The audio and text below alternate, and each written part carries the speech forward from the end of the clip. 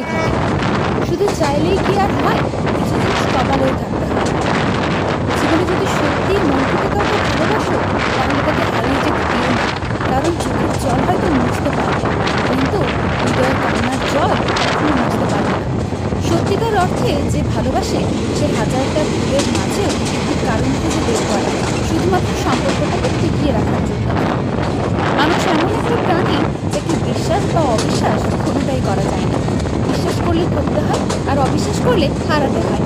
একটা কথা মনে রেখো, যা তুমি নিজে করো না বা করতে পারো না, তা অন্যকে উপদেশ দিও না।